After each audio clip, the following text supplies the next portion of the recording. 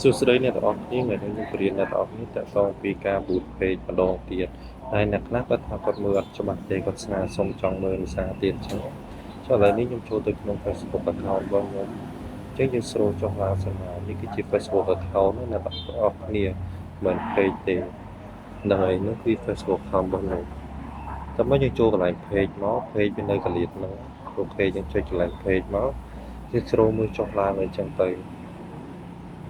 បន្តមកបើយើងចង់ពូតចឹងថាសួរថាតើយើងត្រូវចូលទៅកន្លែងណាអញ្ចឹងតើមកយើងចូលកន្លែង page ហ្នឹងនេះគឺជា page ដែលយើងលក់អីវ៉ាន់អញ្ចឹងណាអ្នកនរគ្នាហ្នឹងហើយបន្តមកវាមានកន្លែងពូត page ហ្នឹងយើងចូលចុចកន្លែងហ្នឹងមកចឹងសួរថាតើយើងពូតយើងចង់បាន message ឲ្យគេឆាតមកឬមួយក៏មិនអញ្ចឹងយើងចង់បាន message ឲ្យគេឆាតមកទិញយើងចុចកន្លែងវិញណាអូខេតោះមកយើង scroll ចុះក្រោមទៀតតោះមកយើង edit កន្លែងសួរសំណួរ question នៅតាមឆាតរបស់យើងដែលយើងឆាតមួយភ្ញៀវហ្នឹងហើយចំពោះនេះខ្ញុំដាក់សួរស្ដី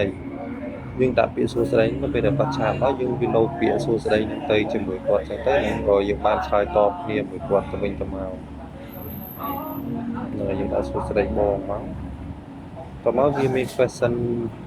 វាមានសំណួរចម្លើយនៅតខាងក្រោមទៀតចឹងណាប៉ុន្តែខ្ញុំអត់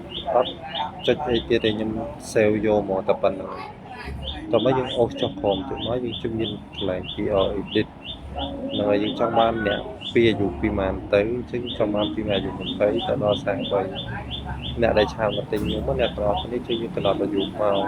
យើងអត់អាចដាក់អាយុ10ឆ្នាំអីបានទេតែចឹងគឺក្មេងអ្នកចូលមើលអញ្ចឹងទេបានយើង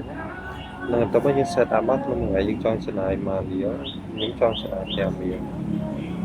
អូខេយើងដាក់5រៀលមកបន្តមកដូចជារួចរាល់ហើយមានប៉ុណ្្នឹងឯការពុកនេះគឺស្រួលបំផុតអញ្ចឹងអ្នកនរគ្នាគាត់តែចុច get start ទៅវាចាប់ផ្ដើម load ឲ្យយើង boot ទៅហើយ run ចាប់ផ្ដើមដើរទៅរហូតអរគុណច្រើនអ្នកនរគ្នាជួបខ្ញុំនៅវីដេអូក្រោយទៀតបាយបាយ